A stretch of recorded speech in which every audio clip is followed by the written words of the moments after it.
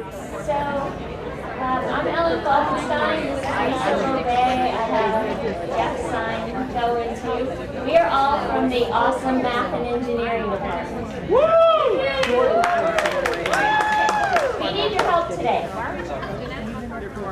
This is going to be all about you guys working, not us working. We're going to look at the soft skills, mostly the professional skills. Dean Anderson said we have to stop calling it soft skills because the students feel like it's not very important if we call it a soft skill. So we're going to call them professional skills.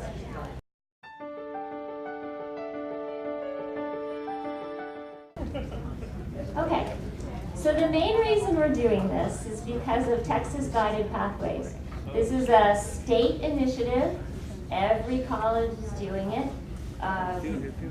The whole goal is to start in middle school and start helping students not find a path and stay on it the whole way. We know that's not going to happen. It didn't happen with any of us, as Dean Anderson said yesterday. But just to help them start figuring it out. So they're going to start in middle school, head to high school, head to us, head to the university, and then finally to their career. So our job is to help them with that path. We are working all over campus on this. Behind the scenes, things you don't see. We're starting with endorsements that are, do they start in middle school endorsements? Or high school? They started in high school, okay. The endorsements with the ISDs, we're working, as you heard yesterday, with all of the ISDs, all kinds of different programs. And then they come to us, and then we're working on the other side with all the articulation to the universities. But we have a lot of students we have a lot that go to the university, but we also have a lot who want to head right to their career from here. So I know all of you guys are working on stackable certificates, working on changing how your degree plan looks so that students can understand all of their different choices. But there's also all kinds of work happening at student success, as you saw yesterday, at advising, lots of changes in advising and registration to help students with that path. So the main 4 items, and we're going to talk about it more this afternoon if you do that breakout, is we're going to clarify the paths for the students. That's the biggest thing, is help them figure out what they have to do if they think they want to be whatever they want to be, a vet. They want to work at SeaWorld with the orcas. But we want to help them see what that means. And then we also want to help them, if they start on that path and realize that's not going to work, we need to help them figure out how they can get on the path they want to be on. The second one is to help students actually choose and stay on that path. That's a challenge, that's student success. And then of course we want to make sure that students are learning. I think I lost one. Help students choose and enter a pathway, help students stay on path, and ensure students are learning. And I'm going to talk a little bit this afternoon in the pathway session about what's happening around campus. I have just a couple of slides and then you guys are going to do all the work from there. But if you're interested. I'm going to Okay, so today's session is about you guys helping us figure out how we get professional skills into our classes, or if you already have them there, that's awesome, and we want to hear that too. We've been trying to get a learning frameworks class going here at CTC. The coordinating board finally approved it, but it doesn't fit in the degree plans. You guys are already jam-packed in the degree plans. So the problem is students can't or won't take it if it's not paid for, if it's not in their degree plan. So the last, when we went to the last Pathways Initiative, a bunch of colleges were telling us that they were actually doing it inside their courses, especially the gateway courses, but I don't want to pick on the gateway courses. All the courses, they were developing modules in Blackboard, just quick modules that any of us could then just grab and put as one assignment in our classes. So we thought, well, that's a really good idea because you guys, I keep hitting this mouse, I'm supposed to hit the space bar. So today we wanted to survey and find out what skills we should be doing for employability. So that quiz was just getting your brain working.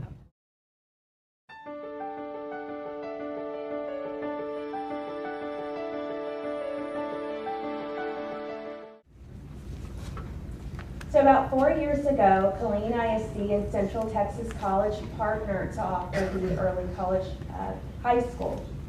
The Early College High School students work on an associate's degree in interdisciplinary studies and a high school diploma simultaneously. If students are interested in applying for the program, they usually apply during their 8th grade year. They apply through Killeen ISD. Killeen ISD is responsible for screening the applications and selecting the students. Please note that when students are selected, they're not focusing on the high achievers, the high flyers. Every student has an opportunity to be a part of the program. Tuition, books, and course material are all paid for by Killeen ISD.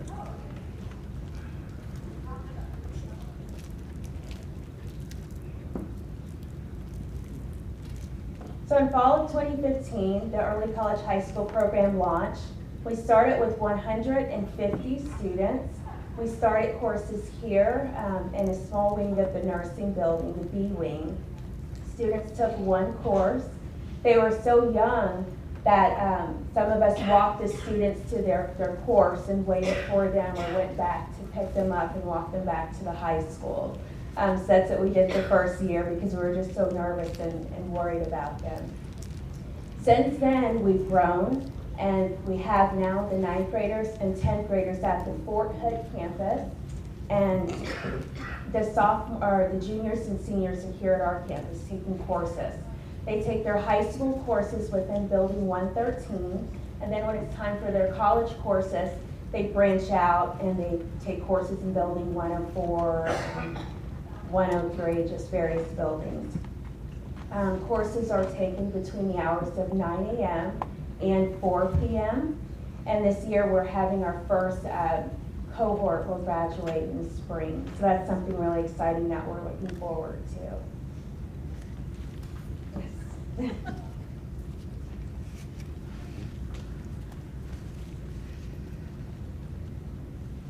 Currently we have a little over 1,000 students, that's 9th grade through 12th grade. Again, we did start with 150 students, and then our goal since then was to increase each grade level to 350 students. As you can see, currently we have 320 freshmen.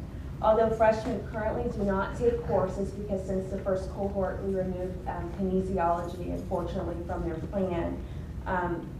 Although they do not take courses, my department still works with them to assist them with completing the CTC admissions process, which consists of completing their admissions application, collecting residency documents, in addition to us guiding them with course selection and actual registration of courses.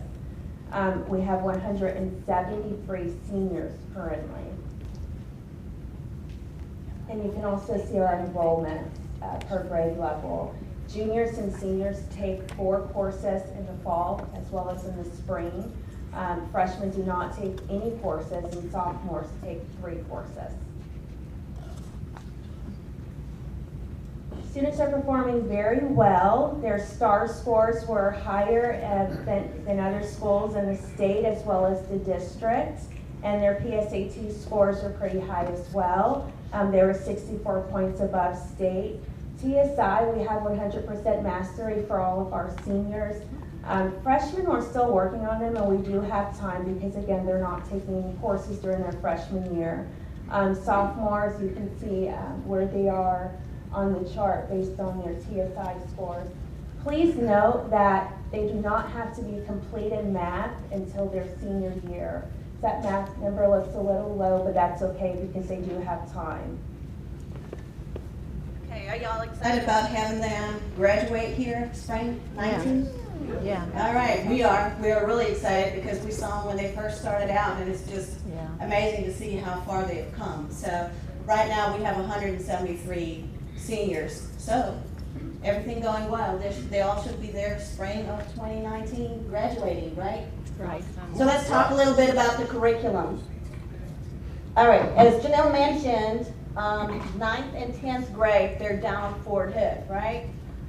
During the 9th grade, the students are not taking any CTC classes, but they're taking high school courses. What do you think is our main objective? What's the #1 objective with our early college high school students? What do you think?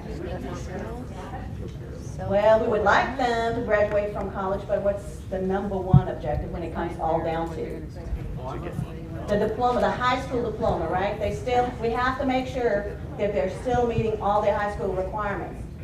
So as we're going through this curriculum, which is an interdisciplinary studies degree, we have to kind of keep in mind some of the electives where other students can just go ahead and pick and choose courses. These students are a little bit more restricted because they're also, the courses are part of their high school requirement and they have to complete them. So in 10th grade, the students are taking 3 CTC courses. The first one is speech, because they need a half credit of speech communication. And then they also take, during the spring semester, 2 courses in art. That can be drama, that can be music, that can be arts, or it could be the UMA 13-15. But they have to complete those 3 courses during 10th grade.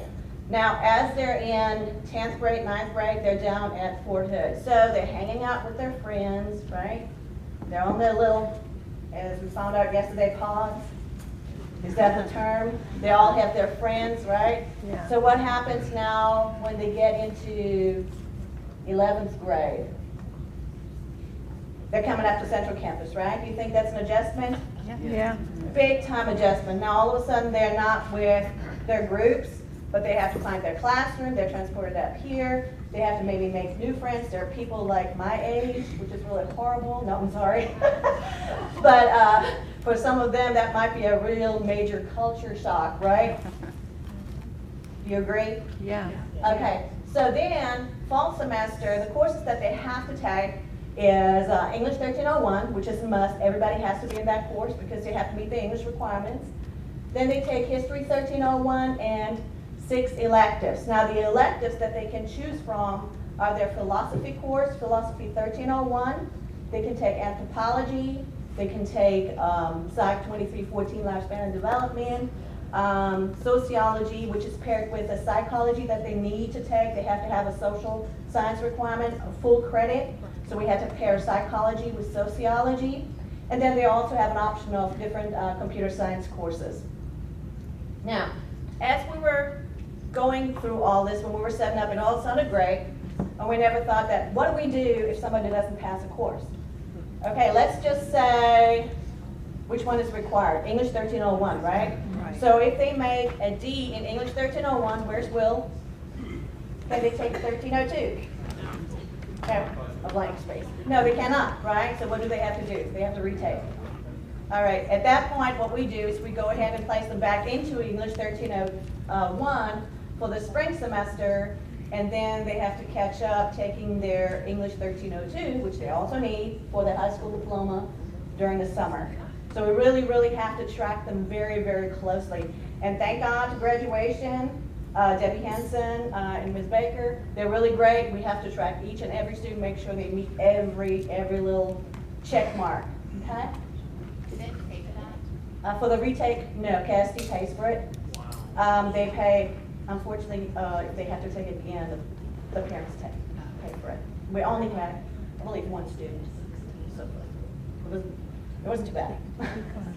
So spring semester, English 1302, History 1302, Economics, which is again a high school requirement. Regular other students taking the interdisciplinary studies do not have to take economics unless they really want to, but these students do. And then a 3 credit elective, again, they're all listed down on the bottom, so you can see which ones they can choose from. And this is, okay, 12th grade. This is where we are now with our seniors, excitement. So they made it through all grades up to level 12, grade 12, and now they're in British Lit. I have to say one thing, and I really, really appreciate all the department chairs who've been working with us, because if we would not have the department chairs working with us as closely as they do, we would not be able to do this. If we go to social sciences, if we go to communications department, just to name a few, biology, Marvin Price, Debbie Prescott, they're really, really working with us. If we tell them we need courses at these and these times, we get them, okay? And so it's not just our effort. It's not that we just doing what needs to be done, but everybody's doing the same thing. Okay, department chairs, like I said, graduation, faculty, okay? It's just really exciting to see everybody work together. So again, English 23-22 and 23-23 are requirements for high school, and biology 1406 and so on are requirements for us. So they have to make sure to meet all those requirements. Math 13-14 can be substituted with math 14-14 if they meet the requirements to get into those courses. No, Debbie. And then they can also choose afterwards between math 13-42, and if they have taken 14-14 college algebra, they can go ahead and take that pre-calculus. So that is the requirements for as far as the curriculum, interdisciplinary studies for our early college high school students. Now we're looking at possibly changing some of the electives up, because there have been some departments who are wanting, and yes, we know, business, for example, wants to have their elective as part of the interdisciplinary studies program, and the early college and high school also is requesting maybe a change in electives, but that has to be approved through ISD. So it's not a quick decision, that takes some time, so we're going to go ahead and do that. Any questions to the curriculum as of this point? Okay, just keep in mind, number one priority is still the high school diploma. All right, so Janelle will talk to you a little bit about STEM. So we started our STEM program this summer. We have about 88 students. They were taking courses that are prerequisites for the courses that they'll need in the fall. So in the fall, they're going to be mostly taking a lot of science courses. So they were mostly taking college algebra this summer. So the students will be at our campus. They're either an AM student or a PM student. If they're AM, they'll arrive at 7:30 and they'll be here until noon. If they're PM, they'll arrive at 1:30 and they will be here until 4:20. Students will also, once they return to their home campus, the STEM students, they will be able to take CTC courses through the dual credit program, whether that's online or face-to-face. The difference between STEM and the early college high school is because students are only here a half of the day, they have the opportunity to still be a part of extracurricular activities. So they can still be cheerleaders, they can still be on the football team, they can still play basketball, participate in band. Also, that students must be TSI complete, unlike the early college high school where we do let students start without being complete in math until their senior year and so forth.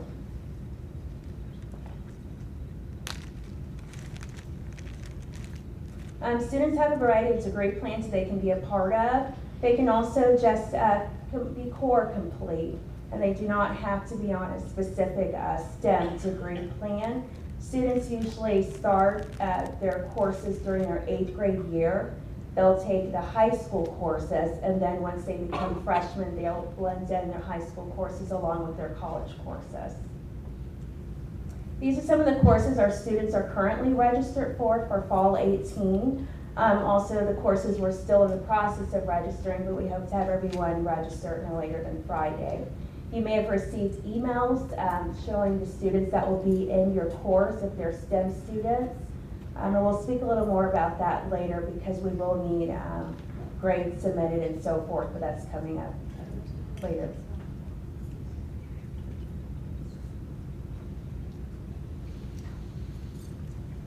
As Janelle just mentioned, students can take engineering courses, they can take math courses, they can take pretty much any kind of course they want. So there's a much greater variety and options offered to them. So how many of you had early college high school students in their classes? Probably quite a few. How many of you had STEM students during the summer? Okay, during the summer, okay. So if you're in engineering, if you're in math, if you're in social sciences, if you're in sciences, whatnot, you're very likely to have STEM students in your classes this time around. Yes, ma'am. I just have some questions because I was a STEM teacher this summer that maybe some people may not know to ask and just to see how we're going to progress forward. First of all, I'm super excited about it, loved having them.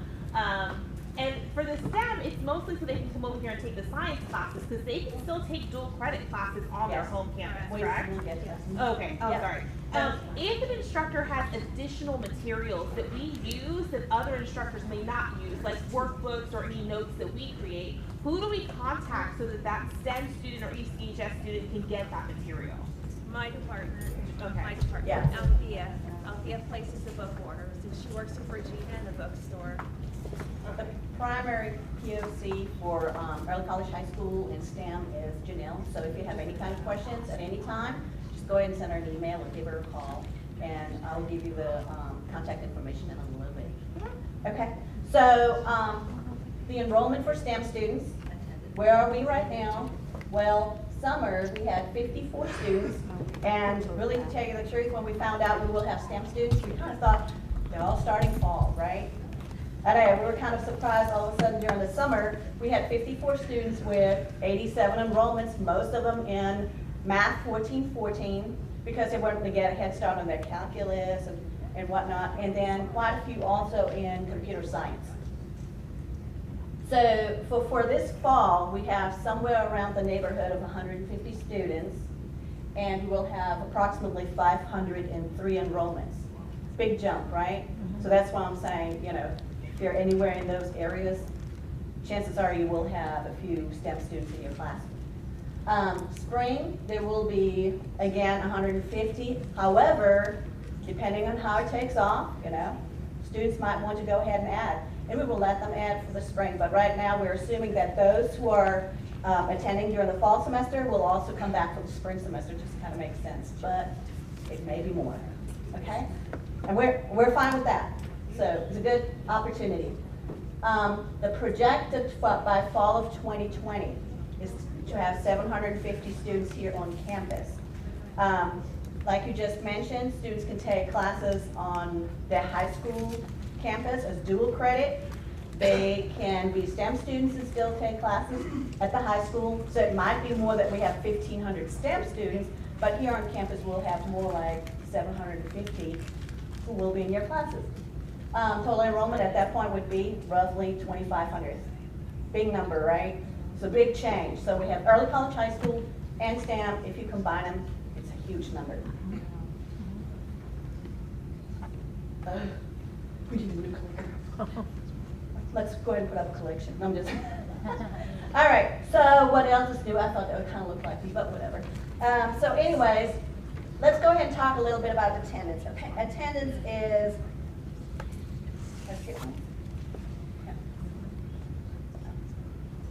So attendance is very important. As you know, any ISD student has to be accounted for, right? So in your packet, there are a couple forms that I need you to, if you have them, if you brought back. One is your access request form. And then there's also a little module access center information sheet. But the access request form, before you start filling it out, let me go ahead and tell you a little bit about it. So the nice thing is that KISD has a system which is called the eSchool Plus. And normally, faculty will go ahead and enter the attendance into eSchool Plus. And we did that last year, right? Wasn't a big problem. And this time around, KISD is paying for facial recognition kiosks. I think that's pretty cool. So we should have about 3 or 4 here on campus, one in building 103, which is the Eagle Hall, one in building 113, Shoemaker Center, and then I believe the other one would be over by 104, the academic building, somewhere around there. Students have to go ahead and scan in by 10:45 every day, or they will be considered absent. So it's on the student, and it should not disrupt your class. However, and here's a big however, The kiosks are not set up yet. We hope that they will be set up within the next 2 weeks. What do we do until then? Well, we have to go to eSchool Plus. And this is where this form comes in, because those of you, and we only need to take attendance between the 9 to 10:20 time slot. So if you're teaching 9 to 10:20, and please don't lean over to your department chair and say, I'm not teaching 9 to 10:20 anymore. So, so make sure to fill out this form. Even if you're not sure that you will have STEM students or ECHS students in your class, fill out this form, and Janelle will go through the list to see who has those students in their classes, forward the form to the ISD, and they will give you access. Okay? So just remember 9 to 10:20. Yes? What happens if they're a PM student? Is there another time slot? No, that's it. Just the 9 to 10 to You don't 10:20. have it in Just that that hour, time you're slot, and you're done. Okay? The other students, I mean, they're just checking in on their home campus at the same time. From what we understand, it's just one time slot, and that's it. Okay? Even if they're coming from their home school here to us in the afternoon, we don't have to account for them. However, here's the other thing, and I know what Jan will say, you have to keep attendance anyways for all your students, right? You have to know, you have to keep attendance on students anyways. The only thing is, you only have to enter the information into eSchool Plus during the 9 and 10:20 time frame, which means, one more thing on that, keep the attendance as long as you enter it by 4 o'clock that afternoon. Starting the first day of school, you're okay, but it has to be done by 4 o'clock. Okay? Then it goes out to the parents saying, your kid was missing, and we don't want to have any kind of confusion there, and they were here, and we just didn't do what we needed to do. Yes, ma'am? Yeah. The first day is very important. Every day is important, but the first day is very important because if we don't log them in correctly, they will be dropped out. So we had a conversation yesterday, and that was one of the things that the assistant superintendent told us to make sure you're aware. Yes, ma'am? So for the attendance tracking, is that for STEM as well? It's for STEM and ECHS students. Kind of think about it, anybody who is part of KISD, which is STEM and ECHS, we have to keep track of them. And I have a little comparison sheet that actually is in your book too, in your little packet, that should kind of help you keep them separate because it can get very confusing. Okay, so any questions about the attendance? So if you're teaching 9:30, you're not sure, please fill out this form. Just drop it off with Dean Anderson, myself, or Janelle, and we'll get it to the right people to get you access. If for whatever reason on Monday, and I'm just throwing that out there, you're trying to get into eSchool Plus, it's not working, you don't have anything, but you have your little attendance roster, somebody came around, gave you a hard copy. You know, based on the MOU, the eSchool Plus is the way to go, but I remember last fall we had 2 days where the eSchool Plus was not running, so please make sure if somebody from the ISD comes around and gives you a roster, just mark the students on there as well. Janelle will always send you a list with the students who are STEM and ECHS, so you should get a list. You should have it by Friday, okay? So, you know, day after Friday? Oh, I'm missing a day. So anyways, and if you have any questions, please call us and email us to Janelle too. So the second thing is grade extract. As you know, we've been using WebAdvisor to extract grades. Those of you who are starting out, like the science department, math department, there's a breakout session later on. Please attend that session because you have to make sure that the WebAdvisor gradebook is set up correctly. So when we pull grades, they are correct. So we're discussing because WebAdvisor will, as of this fall, no longer be supported, which means we can still use it, but if there's some glitches or whatnot, we have to come up with something else. So we're looking at other opportunities, probably through Blackboard, to make it work. So there might be a change coming down the road, but for right now, WebAdvisor is it. Now, there's some, and if you want to know when she pulls grades, in your handbook, there's one sheet and it has Killeen ISD Early College High School grade reporting dates. That's for early college high school and STEM students. Just to mention one thing, if you're like me, how many of you wake up in the middle of the night and just start thinking about what you didn't do, the meetings you went to, and all of a sudden that you got this oh my gosh thing going? That's me. And then I get on my phone and I start typing in information so I don't forget until the morning my husband tells me you need to get a life. So that's normally the way it goes. So, but anyways, and that happened quite a bit with us this time around. Well, you know, as we were thinking about changing from WebAdvisor to possibly Gradebook, Blackboard, one of the things that came up is, okay, we just leave it as we had it, but then I woke up and I said, well, as we had it did not include STEM, right? So the next morning I got with IT, and we're really, really getting friendly with IT, because they're our lifesavers. But we told them, you know, here's the problem. We need to go ahead and have access to those grades, and we need to have it starting, you know, 4 or 5 weeks in. So they're setting that up for us. But it's always these little things. Oops, we think we're so on top of things, and we're really not. Whenever we start going to sleep and all of a sudden these things pop in, we kind of realize how we're not on top of things, right? So just look at your handout and you know, just be aware. Now, in a minute, I will talk about another group, which is your early college program group, which is the Copperas Cove students. So we treat them a little different. You still have to keep track of those. We still have to get their grades, but those ones will be requested manually from you. So with other words, you will get an email saying, okay, these students are in your class, what is their average? And the average has to be a numeric grade, it cannot be a letter grade, and you have to submit it to Janelle. Which brings up a new thing. Okay, we just, here in a minute, we'll look at their enrollments. As a matter of fact, well, we'll look at their enrollment, and we have to go ahead and be able to do that through the computer. We have to be able to run reports. It's not, this manual back and forth just doesn't work well, right? So we want to eliminate some of that. Now, some things that we noticed on grade extract. Number one, everything has to be in a regular range between 0 and 100. So I know some of us have points up to 1100.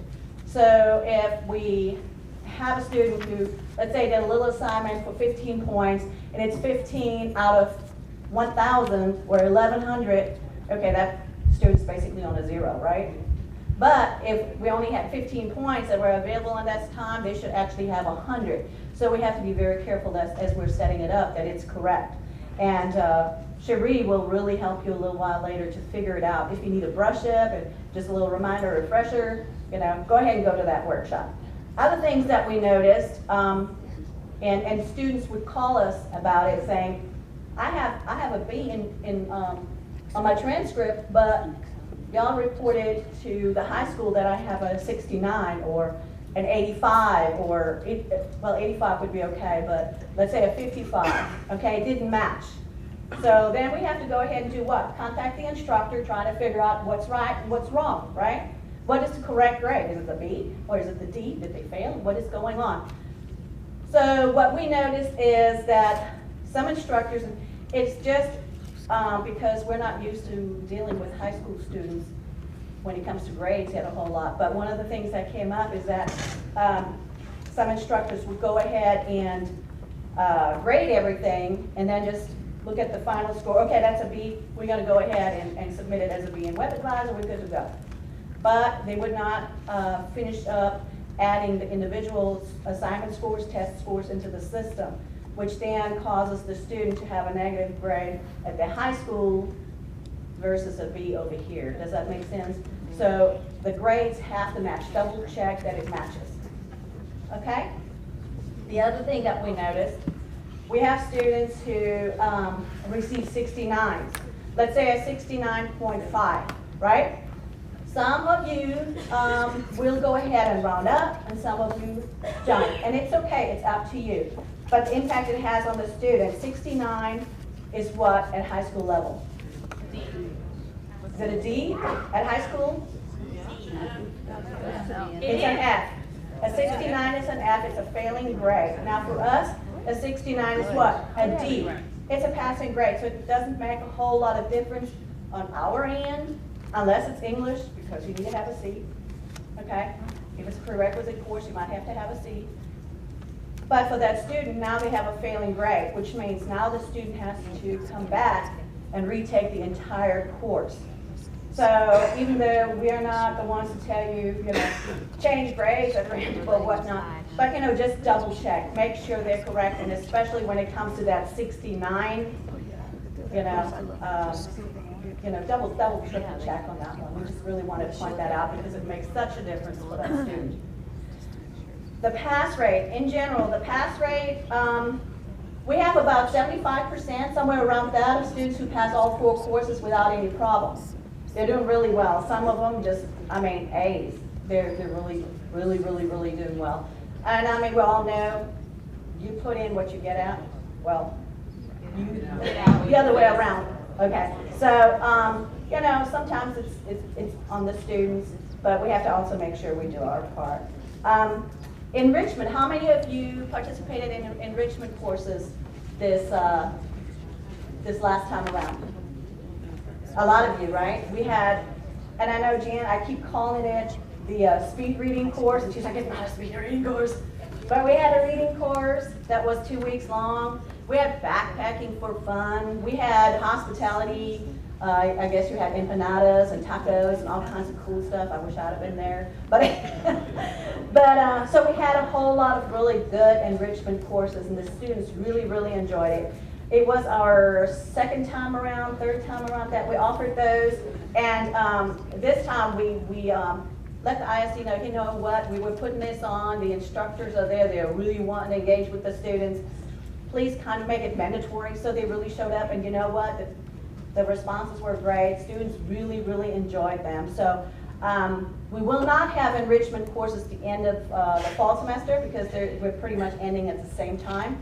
We're starting a week after they come back, so the ECHS just said, well, you know what, we need to hand out books, we need to go and do this, we have things that we need to do with them, so we really don't have to set up enrichment courses again until May. And we will set them up for the juniors only, even though seniors are technically still high school students at that time because we're graduating earlier. But they said we don't have to set them up for that, so that's good. So just expect, if you were part of the enrichment, it's coming up again May of next year. Now for the sophomores coming over to, who would be incoming juniors, we will have an enrichment day, because one of the things that we think is that if students are more familiar with the processes here on campus, what's required from them, what they can expect, and the transition might be a little easier. So we're planning on having like an enrichment day, not 2 weeks long, but just a day or two.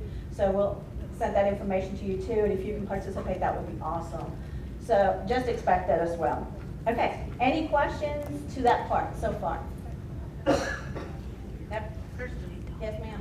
How about in the fall or in the spring? Enrichment courses in the spring? May. We will not have them in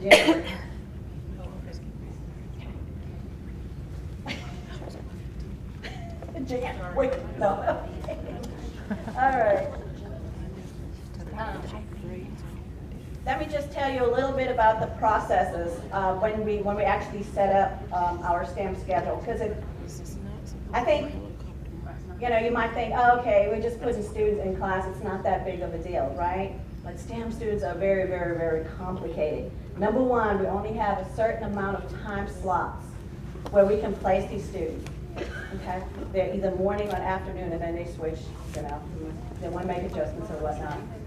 But it's like a big old puzzle. You have to go ahead and look at it, at each individual student, and see what courses are they taking. And I can just give you an example. We had a computer science course, COSC 1336. It was offered in the evening.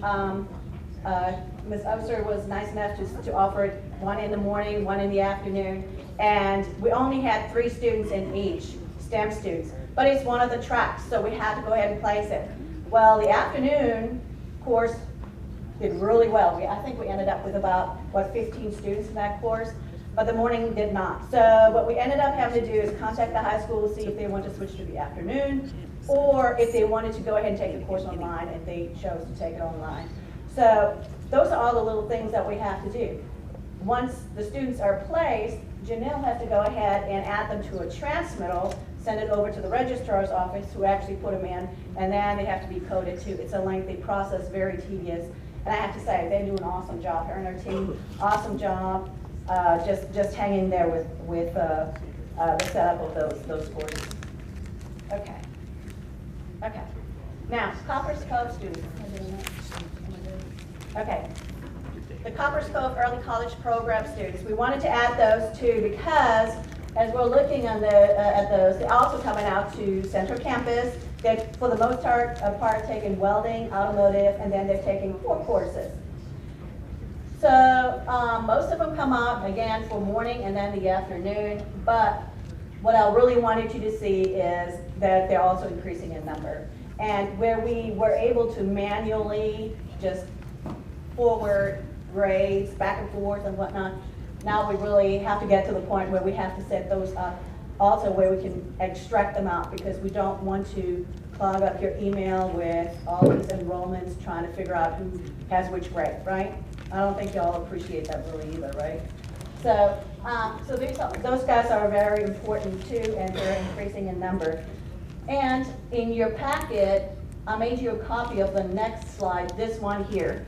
And I think this one will, you know, if you're so royally confused now between STEM, ECHS, and early college program, this comparison chart will really help you out. What is most important is the last two, the bold, attendance tracking, kiosk, and eSchool Plus for both STEM and ECHS. ECP is manual at this point. And I hope by spring we will have that fixed. Okay, so that's our goal. We already have a meeting scheduled, so within the next couple weeks we should hopefully get that straight too. Grade books, web advisor, and download for ECHS and STEM. However, right now manual grading with the early college program, Copperas Cove. The Copperas Cove program, can students take any elective they want? They can. They can. They can. Yeah, as long as it's approved by the high school.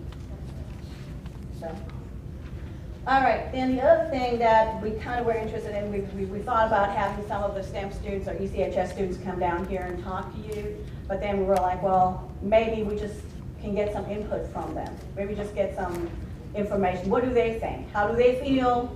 How do they like us? Do they not? What's going on? So anyways, I asked Ms. Burke, who's the principal for ECHS, to give us some feedback, and she said she had some comments on a survey, and I just picked out a few. So if this doesn't wake you up, then I don't know.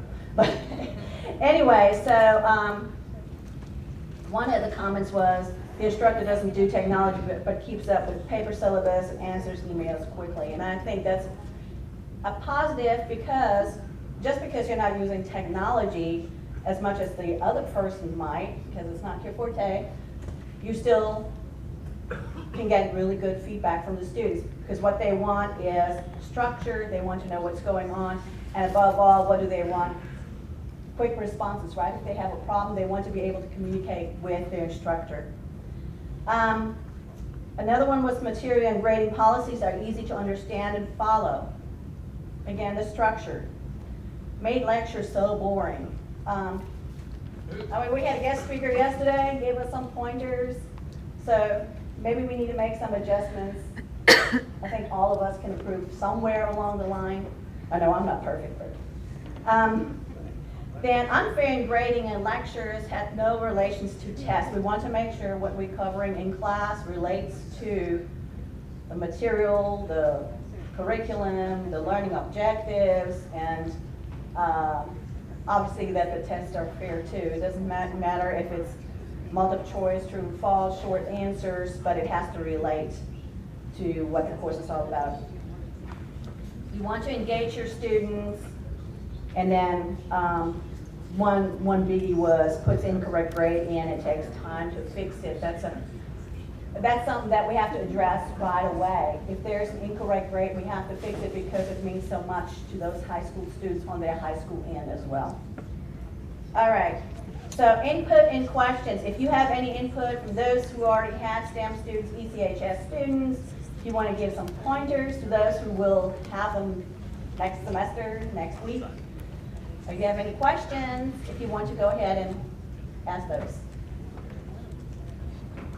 No questions, no input, everything cool? All right, well, happy? All right, so your point of contacts, number one is Janelle Deal, her contact information. Then you can always call me, you can come to my office, we're over in building 121, and so is Dean Anderson. Yes, ma'am. Hello again. Hello. I'm here to give y'all a quick little update. Yesterday, we alluded to some changes in curriculum because of aligning with the requirements from the state and SACS. We have had 2 degrees. One, our Associate of Arts in General Studies, and the other, our Associate of Applied Science in Applied Technology.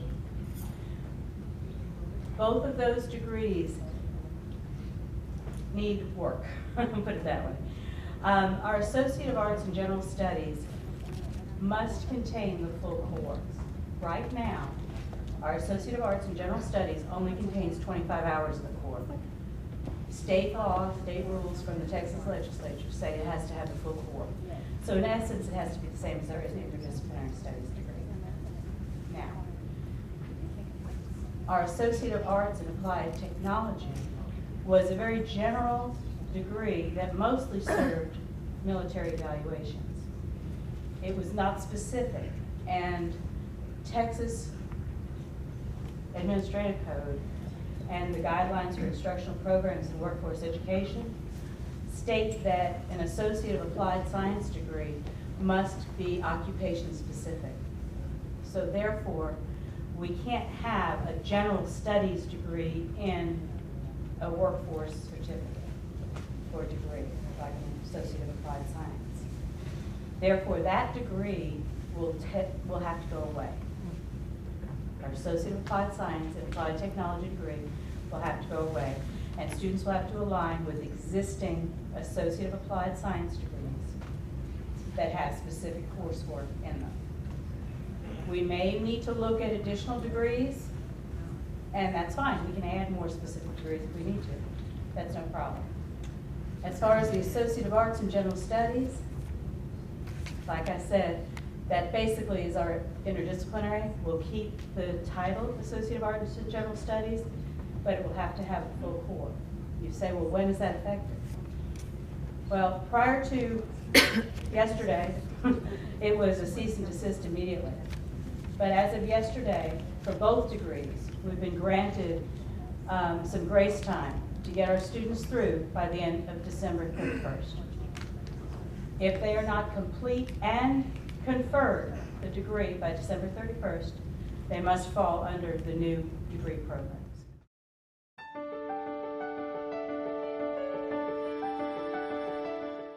So these are the 4 main bullets for Texas Guided Pathways that I told you earlier today, even though I shortened them to 3.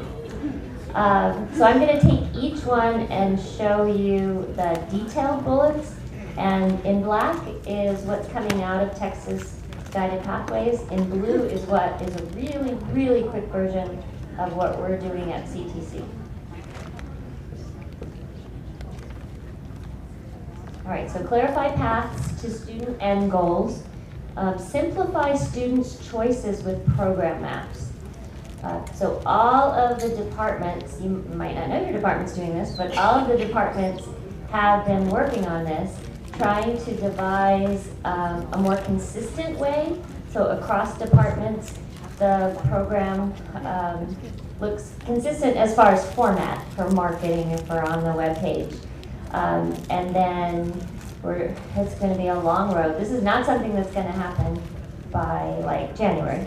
Then we're going to somehow put it on the webpage that you're going to see stackable. So maybe you can get a certificate There'll be a link to show you what kind of jobs you could get started with that certificate, and then while you're in that job, you could keep going and take more school. Ronnie Turner's done a ton of these already, pointing him out back there. Okay, and definitely with the career information. So that's a big thing, making sure they know what that career, how much money they'll make, where they might have to live. You know, maybe that job isn't here in Killeen. All of that, and so working closely with the workforce on all of that. Then establish transfer pathways. That's working with the ISDs and the universities to make sure that we're telling them all this, we're telling them they can hit their goal, but you know, if they can't get to the school they want to get to, that's not going to work. And then align high school pathways. So I mean, we're on this one. We're good to go. Okay, help students choose and enter a pathway. So a big job is bridging the K-12 to higher ed. We definitely do this with dual credit, ECHS, and STEM, but we also have students who are going to come to CTC that aren't involved in all of this. We want them to have that information too, because they can still gear their high school to what they need to come here. And then of course, all of the industrial tech, you know, a lot of the high schoolers are coming to us already. So lots going on there. Redesign traditional remediation as an on-ramp to a program of study. There's a lot going on in Texas about aligning math to the program. You know, maybe not everyone needs college algebra. The problem is, if the university says they need college algebra, they need college algebra. That's where it's hard to advise students. That's starting to change too, where they need statistics or contemporary math. Also adding the non-academic skills to instruction. So that's what you did this morning. We're going to do more this afternoon. We would have loved to have a couple hours this morning because we would have gone on to collegiate skills that our students need in the classroom as well, but maybe another time. And then provide accelerated remediation to help underprepared students. So we have House Bill 2223 is a state mandated, it's a state law that we have to offer co-requisites for math and for reading and writing. ESL? No, because they wouldn't be in a gateway, right? Okay. So the NCBOs are non-course based options. That is ESOL. That's where we help students get through faster, but they still have to learn. So it's just we have all different choices. If you've ever tried to help a student with developmental math, you're probably pulling your hair out, right? That's why Eva Hutchins has me on speed dial. But we have lots and lots of choices because we've got to get into the co-requisites. So co-requisites are where we have a developmental class with college algebra or a developmental class with contemporary.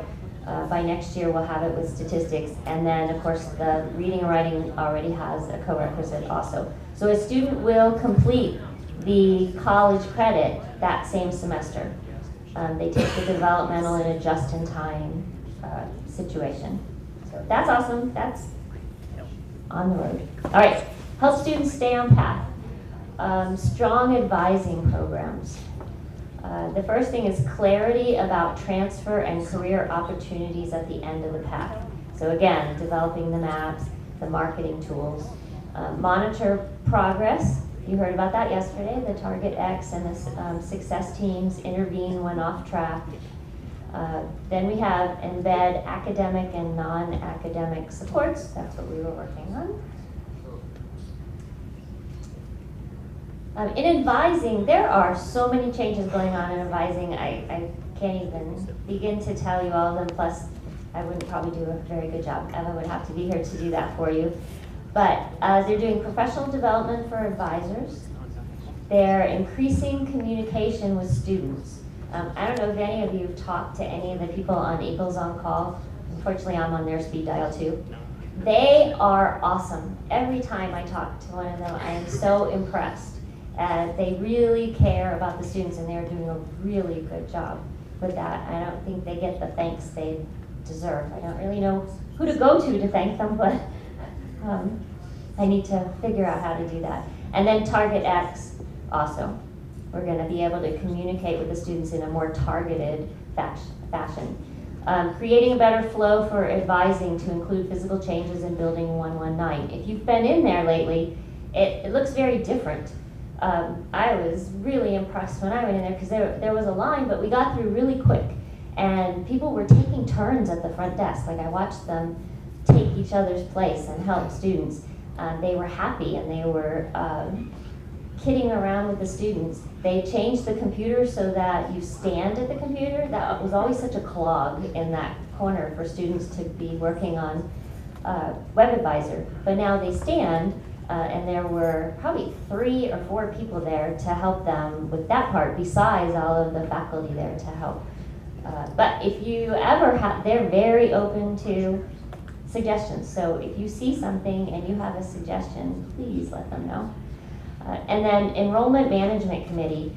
We're doing lots of things in the Enrollment Management Committee, but it's definitely barriers to enrollment and then looking at retention. One other thing we're looking at is a little more consistency for the first year of what core students take.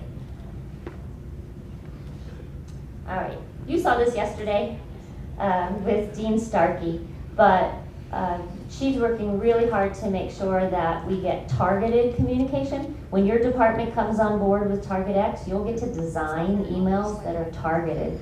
And so instead of, like me, I end up running Informer and Pivot Link, and then I have to figure out which students get which email, and it's a nightmare. So TargetX is gonna really make that easier. We're gonna help students if they go off path, but we're also gonna do tune-ups and see, okay, you're at 15 credit hours, what's going on? You know, where are you headed? You still headed where you're supposed to be? Okay, ensure that students are learning. So establish a program level learning outcomes with assessment. That's all of you, but we're also doing program reviews. The department chairs are all doing program reviews which have an assessment so that we can every year assess and tell SACs what we're up to. Integrate projects, internships, etc. to enhance student success. I'll show you a slide in a second. And then ensure incorporation of effective teaching practices and engagement. That's your job. So I hope I didn't miss anybody. I tried to grab the internships and clinicals. If I did miss anybody, please let me know because I'm trying to keep track of all this. But we're out there doing amazing things. All right, this is what we're going to break out this afternoon. On the pathways part. On the pathways part. So on the pathways part, we have 4 different groups, and we would like you to help us. We want to hear your ideas. We're going to talk about success teams, choosing a degree plan, industry, faculty, and career services, and marketing and outreach. So let me show you what we're looking at. So success teams, we really want to hear from you of how we can help students stay on track. With degree plans, kind of ties to the general studies. Dr. Garrett's been talking for months now that we got to get people to pick a degree. Don't stay on the general studies. So maybe you have ideas of how we can do that. Lots from the industry partners. So are there services that the faculty would like for career services to provide to their students and classes?